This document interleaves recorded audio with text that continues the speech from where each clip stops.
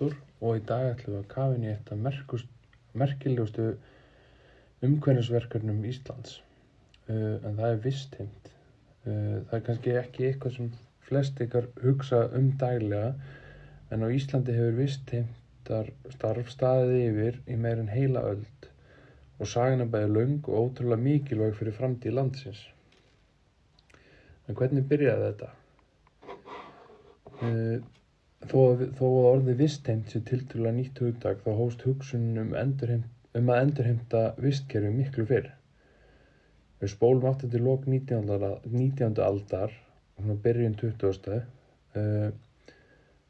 Að það sem einkenndi ástand landsins þá var mikil jarðvegseyðing, uppblástur og gróðurleysi eftir aldir af ofbeit, skógareyðingu og miklum áföllum í náttúrunni. Það var svo 19. öld sem menn byrjuðu að gera sér grein fyrir því hve alvarleg staðan var orðin og undir lok aldarinnar var að fara að skipuleggja fyrstu aðgerðirnar til að stöðva eyðinguna og vernda leifar og skóglendi. Upp úr 1970 fór svo að bera verulega á því að fólk áttaði sig á mikilvægi þess að vernda og endurheimta vistkerfi. Þar spiluðu meðal annars náttúruverndarsamtökin Landvernd, sem voru stofnuð 1969, stórt hlutverk. Á þessum tíma taldi fólk tímabært að greiða skuldina við landið eða að vinna á móti skaðanum sem hefur safnast upp í gegnum aldirnar. Þetta leiddi til aukins fjármagns í uppgræðslu, skógargræðslu og rannsóknir á vistkerfum. Með lögum sem samþykkt voru á Þingvöllum í tilefni af 1100 ára byggðarafmæli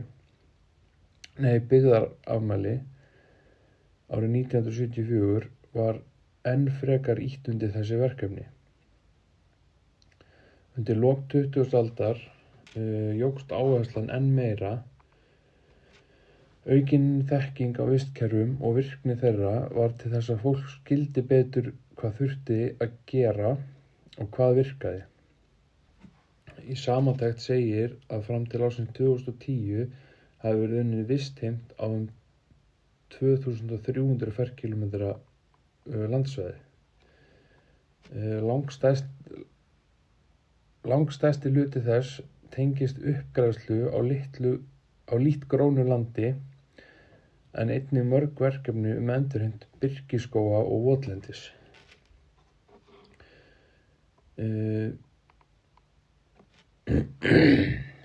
Eitt þekktasta verkefnið er Hekluskógaverkefnið, sem miðar að því að endurheimta birkiskóga á stórum svæðum í grennd við Heklu.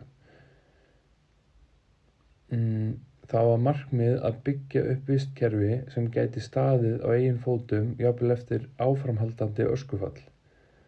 Annað stórt verkefni er Bændur græða land, en það er samvinnuverkefni ríkis og bænda sem hefur hjálpað til við að auka gróður, stöðva rof og byggja upp jarðveg víða land. En hvernig fer vistheimt fram? Aðferðirnar eru margar, en nokkrar þeirra eru sérstaklega algengar á Íslandi. En það er gróðursetning og sáning til að koma plöntum og gróðri aftur á rýr svæði, áburðargjöf til að auka frjósemi jarðvegs, friðun svæða svo þau fái frið til að gróa, endurheimt votlendis, til dæmis eins og Borgarfjörð, sem dregur losun kolefnis og bætir loftslagsstöðu. Aðgerðir gegn rofi, til dæmis með skjólbeltum eða skógargræðslu. Þessar aðferðir hafa, þegar þær eru notaðar rétt, breytt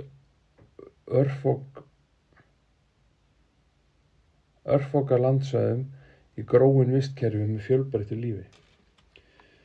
En hverjir taka þátt í þessu? Það eru ótrúlega margir sem hafa komið að vistheimtastarfi á Íslandi, en þar má nefna landgræðslu ríkisins, skógræktina, vegagerðina, Landsvirkjun og Orkuveitu Reykjavíkur og bændur og félagssamtök. En það þarf líka að nefna einstaklinga. Margir hafa í áratug unnið að því að endurheimta land í heimabyggð og hafa svæði þeirra orðið að miklu gróðarósum, jafnvel þar sem áður var auðn. Áhrif vistheimtar á náttúruna og loftslag. Vistheimt bætir ekki bara útlitið, hún bindur kolefni og hún eykur frjósemi jarðvegs, minnkar sandfok, dregur úr rofi, eykur búsæði fyrir dýr og plöntur, styrkir landbúnað og lífsskilyrði. Í raun hefur vistheimt áhrif á alla þætti vistkerfa og er ein af lykilleiðum Íslands til að mæta loftslagsmarkmiðum. Þegar við horfum yfir Ísland í dag, gróskumiklar hlíðar eða unga birkiskóga, gleymum við oft að margt af þessu hefur verið unnið upp frá nánast engu og þessi vinna heldur áfram. Vistheimt í grunninn saga von að land sem hefur hnignað getur náð sér aftur á strik ef það fær rétta umönnun og tíma. Ég heiti Theodór og takk fyrir mig.